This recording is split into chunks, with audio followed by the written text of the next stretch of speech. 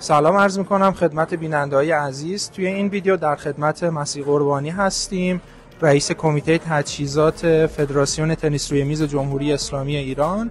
در خدمتتون هستیم که یه سری سوالات رو ازشون بپرسیم در مورد حواشی اخیر.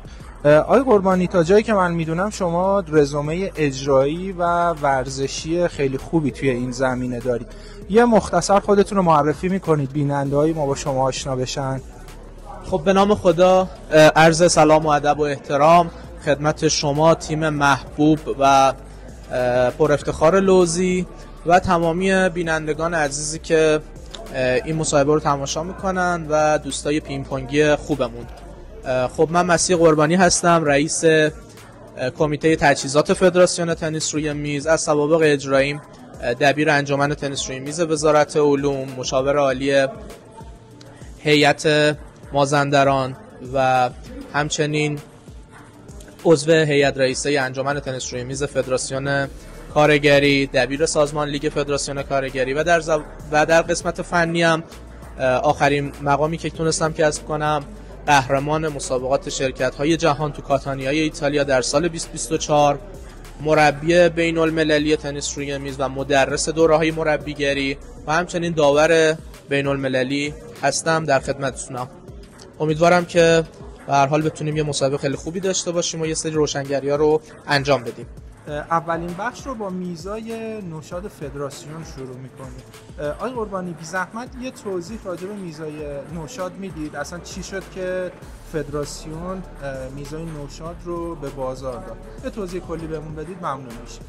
خب ببینید، ما میزای نوشاد و تصمیم گیریش از اونجایی شروع شد که با توجه به افزایش روند نرخ ارز و تحریم‌های ظالمانه‌ای که علیه کشور عزیزمون ایجاد شد و چندین سال که مقام معظم رهبری فرمودن حمایت از تولید داخل، کالای داخلی، کار و کارگر ایرانی، به هر حال این قضیه تو هیئت رئیسه فدراسیون، مجمع عمومی فدراسیون، حالا به ریاست جناب آقای دکتر علی قاردشی انجام شد و تصمیم بر این گرفته شد به جای اینکه از میزهای خارجی استفاده کنیم که چندین برابر قیمت میز نوشاد و مورد استفاده هستن. و اینکه ببینید، خب یه نکته‌ای که خیلی مهمه اینه که دوستان و ورزشکاران تنیس روی میز در سطح کل کشور باید رو میزی تمرین کنن و مسابقه بدن که تو اون میز بیان تو انتخابی‌ها شرکت کنن و در کلیه مسابقات در سیستم اداری و ارگانی رو اون میز انجام بشه. و با توجه میگم به نرخ ارز و با توجه به این چند تا دلیلی که گفتیم، قطعاً منطقی نبود که ما بتونیم میزهای دیگر رو استفاده کنیم و با این کار هم به هر حال یه قیمت خیلی مناسب تر نسبت به میزهای مشابه خارجی اومدیم و تهیه کردیم و دوستان دارن ازش استفاده میکنن که به هر حال مسائل و مشکلاتی هم داره که در حال رفع. ببینید، ما یه نکته‌ای که نیازه که روشنگری حتما بکنیم که دوستان در جریان باشن اینه که قیمت این میز 1/5 یا 1/6 میزهای خارجیه. ما نمیگیم این میز کیفیت اون میزو داره، قطعا نیاز به اپرو بهتر شدن این میز هست و دوستان ما تو کمیته تجهیزات دائما در حال پیگیری هم و تولید کننده ای هم که داره میزو تولید میکنه دائما در حال پیگیری است که ما بتونیم این میزو به بهترین کیفیت برسونیم و انشاءالله بتونیم تاییدیه فدراسیون جهانی رو برای این میز بگیریم و به مرحله صادرات حتی برسه که این توانمندی رو به نظر من ایران و ایرانی داره که ما حتی این میزو بتونیم به مرحله صادرات برسونیم. و اینکه حالا نکته آخری هم که تو این قسمت نیاز هست خدمتتون بگم، ما تو بحث مقایسه این میز با میزهای خارجی باید به این نکته خیلی توجه کنیم که اون میزان هزینه‌ای که نیاز بکنیم خب خیلی تاثیرگذاره که به هر حال از لحاظ هزینه‌ای اصلا قابل مقایسه نیستن، کما اینکه من به جرئت میتونم بگم تا 90% استانداردهای میزهای خارجی رو به طور کامل این میز داره. خب ممنونم از توضیحاتت آقای قربانی. من یه سوالی که الان اینجا برای من و خیلی از بیننده‌ها مطرح میشه اینه که میزای نوشاد توی مسابقات انتخابی تیم ملی یک سری نارضایتی هایی هم داشت. حالا خود شخص من به عنوان فروشنده میز نوشاد رضایتمندی های زیادی از این میز دیدم، ولی خب حالا همونجور که خودتون هم در جریانی توی مسابقات انتخابی تیم ملی یه سری نارضایتی هایی هم از سمت بازیکنان کشورمون پیش اومد. یه توضیح هم راجع به کیفیت میزای نوشاد به ما میدید؟ بله خب ببینید ما میز نوشاد یه میز نوشاد جدیدی رو به مرحله تولید رسوندیم و به عنوان میز نوشاد پرو که این میز نوشاد همون میز نوشاد 25 میله بود که به طور سابق در حال تولید بود و این میز فرقش با اون میز تو این بود که ما پایه‌های خیلی قوی‌تر و از لحاظ ظاهری خیلی بهتر و کیفیت کیفیت رنگش رو بهتر کردیم تو میز جدید. قبل از انتخابی اخیر تیم ملی شب قبلش خب ما این میزا رو رسوندیم تو سالن، من خودم هم تو سالن بودم و میزا رو پهن کردیم، دوستان بازیکنای عزیزمون رو میزا تمرین کردن و خیلی فیدبک خیلی خوبی هم به خود من دادن که چقدر این میزا بهتر شده، چقدر خوبه و اینکه ما آماده بودیم و منتظر این بودیم که الحمدلله بتونه یه مسابقه خیلی خوبی برگزار شه که برگزارم شد با حالا یه سری حواشی کم که حالا جای پرداختم به اون اینجا به نظرم نیست. آقای قربانی، سوال دیگه‌ای که برای من و بیننده ها و کلاً جامعه تنیس روی میز مطرح هست راجع به تولید، پخش، فروش میزای نوشاده. یه روشنگری تو این زمینه میکنید که اصلا نحوه فروش این میزا به چه صورته، عواید حاصل از فروش این میز کجا داره صرف میشه، یه روشنگری کلی راجع به این میز و فروشش، پروسه مالیش برای بیننده ها انجام میدید؟ بله خب سوال خوبی پرسیدید. ببینید ما در بحث اول تولید اگه بخوایم بریم، تولید این میزو یه کارخونه در حال حاضر هم انجام نمیده. ما با یکی دوتا کارخونه در حال مذاکره ایم، کما اینکه ما همیشه گفتیم اگر شرکتی، کارخونه‌ای تولیدی بتونه به ما میز با کیفیت بده با قیمت مناسب، ما یه نکته حالا همینجا تو مصاحبه اولش بگیم. ببینید ما فدراسیون تنیس روی میز در رأس جناب آقای دکتر علی قاردشی، هیئت رئیسه محترممون، مجمع عمومیمون، سر منافع فدراسیون تنیس روی میز با هیچ کسی، با هیچ شخصی، با هیچ برندی شوخی نداریم و واقعا دنبال اینیم که بهترین کار برای تنیس روی میز ایران انجام بشه، چون عقیدمون اینه که به هر حال هممون باید دلسوز این رشته باشیم، پیگیر این رشته باشیم و کمکی که میتونیم بکنیم و همه انجام بدیم که تقریبا هم داره این کار انجام میشه و دوستانی که حالا در جریانم میدونن که این اتفاق داره به خوبی میفته. تو بحث تولید گفتم ما کارخونه هم اگر مدعی باشه، شرکت تولیدی مدعی باشه که میتونه میز با کیفیت، ما هیچ تعارف و شوخی نداریم و میتونیم که از اونها استفاده کنیم. تو بحث پخش هم ببینید ما شاید خیلی از دوستان فکر کنم ما رو این میز درآمدزایی خیلی بالایی برای فدراسیون تنیس روی میز داریم. نه واقعا چنین چیزی نیست.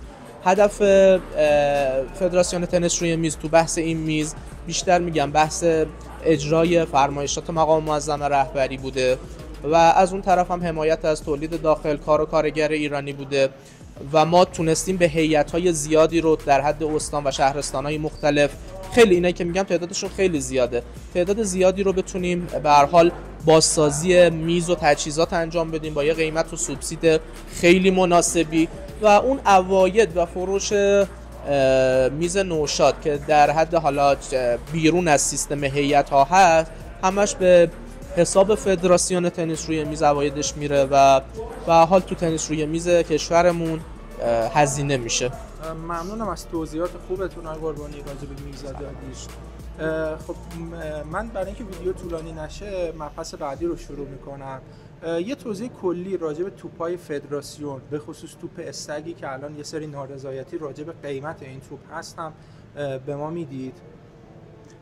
خب ببینید تو بحث توپای فدراسیون من یه چند تا نکته‌ای رو قبل از اینکه بخوام وارد بحث توپ استگ بشم خدمتتون بگم.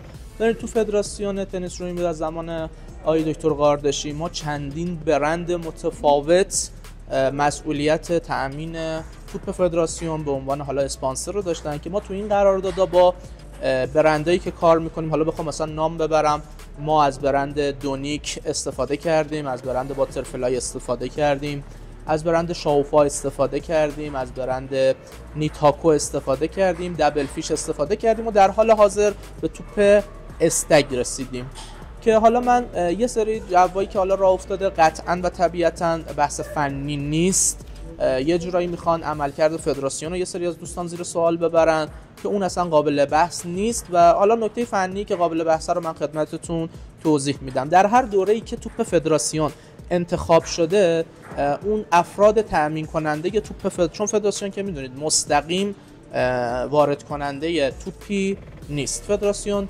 قراردادی با افراد و شرکت‌های مختلف می‌بنده و اونا توپ‌های فدراسیون رو تأمین می‌کنن و به این حالته که معمولاً یه قراردادی مطرح میشه، در هیئت رئیسه مصوبه میگیرن و این دوستانی که به هر حال توپ فدراسیون به عنوان اون توپ انتخاب میشه، یک تعدادی توپ به فدراسیون تنیس روی میز میدن که فدراسیون هم اون توپ‌ها رو در مسابقاتش استفاده میکنه و به هیئت‌های مختلف این توپ‌ها رو پخش و توزیع میکنه. این از بحث انتخاب توپ که به این ترتیب انتخاب میشه و ما همینجوری که قبلا هم گفتم سر منافع فدراسیون تنیس روی میز و سر منافع تنیس روی میز با کسی تعارف و شوخی نداریم واقعا و دوست داریم که بهترین اتفاق بیفته. در بحث توپ استک، حالا به هر حال من یه پیش زمینه از برند استک بگم. برند استک با پیگیری‌های رئیس محترم فدراسیونمون در 2 سال گذشته یه مبلغ خیلی زیادی بالای $60,000 به ما اسپانسری تجهیزات داده که بازیکنانمون هم اون لباس‌ها تجهیزات رو تو کل میادین بین‌المللی استفاده می‌کردن. به هر حال یه سری از لوازم دیگه به کل بازیکنان و به هر حال هیئت‌ها اهدا شده و یه به هر حال الان هم با توجه به اینکه توپ استک توپ رسمی فدراسیون تنیس روی میز شده و همینجا جا داره اعلام کنم که تا سال آینده ما توپ استک رو به عنوان توپ رسمی فدراسیون تنیس روی میز داریم و ما یه قرارداد جدید بالای $100,000 به مدت 2 سال دوباره با خود شرکت اصلی استک قرارداد بسته با فدراسیون ما و قرار اسپانسر فدراسیون ما بشه. بدونید همه اینا اتفاقی نیست، با پیگیری انجام میشه. راجع به قیمت توپ هم که پرسیدید، حالا یه توضیح بدم. ببینید قیمت جهانی این توپ حدود 8 یورو، حالا تو سایت‌های مختلف حدود 8 یورو، 7.5 تا 8.5 یورو تقریبا قیمت گذاری شده و ما با کسی هم که قرارداد داریم یه توافقی کردیم که به هر حال این با کمترین قیمت به دست مصرف کننده داخل کشور برسه و تقریبا این توپ داره بین 4 تا 5 یورو به فروش میرسه تو ایران که بخوایم بگیم نصف قیمت جهانی داره به فروش میرسه و ما تو دورای قبل این اتفاق افتاده بود که حالا دوستانی که داشتن هم قیمت جهانی یا یه مقدار کمتر میفروختن، تأمین کننده ها و وارد کننده های دیگه این توپ ها رو وارد کردن و فروشندگان ما مجبور شده بودن که به هر حال قیمت توپ ها رو کم کنن و این اتفاق شما میبینید یه ساله که توپ استک توپ فدراسیونه، ولی به غیر از تقریبا از مبادی رسمی که تأمین کننده ای که با فدراسیون ما قرارداد داره آورده، تقریبا کسی این توپ رو وارد نکرده چون از لحاظ قیمتی به صرفه نبود که بخوام بیارن. این کل بحثی بود که رو توپ مطرحه و قیمت زیادش هم واقعا قیمت ارز دیگه. ما الان همه چیز ما الان یعنی یه جوری بخوایم شفافتر صحبت کنیم، کسی نمیاد الان صحبت کنه رویه راکتی که جفتی 10 میلیون تومانه چرا گرونه. به خاطر این میگم که یه سری بحثایی که حاشیه‌ای که روی این مطلب برقراره بحث فنی نیست و یه جوری میخوان عملکرد خوب فدراسیونمون رو تو این چند سال زیر سوال ببرن که فکر میکنم کار خوبی نباشه. ایجاد حاشیه برای جامعه تنیس روی میز که الحمدلله روند رو به رشدی رو پیش گرفته و به امید خدا امیدواریم که خیلی بهتر بشه با پیگیری‌ها و تلاش‌های شبانه روزی آقای دکتر علی قاردشی و تیم کاری عزیزشون. خب آقای قربانی ممنونم از توضیحاتتون. توی صحبتاتون اشاره به بحث اسپانسری فدراسیون کردید و اینکه فدراسیون تونسته بودجه خوبی رو از شرکت استک برای بچهای تیم ملی و جامعه تنیس روی میز بگیره. یه در این باره در مورد عملکرد فدراسیون یه توضیحات بیشتر به ما میدید که ما کارنامه فدراسیون رو هم به بیننده‌ها معرفی کنیم؟ خب به هر حال همونجوری که خیلی از دوستانمون در جریانن، واقعا تنیس روی میز ایران یه برگ زرینی رو به خودش دیده که اینا به حرف و به گفتن نیست، واقعا با عملکرد کاملا قابل مشاهده است. از مدال‌های جهانی و آسیایی که دوستانمون از رده سنی پایه و هوبس به هر حال کسب کردن تا رده پیشکسوتان جهان که اینا واقعا اتفاقی نیست، محصل برنامه‌ریزی تلاش خود دوستان، بازیکنان، خانواده‌هاشون و فدراسیون تنیس روی میز، هیئت‌های زحمتکش فعالین استانیمون.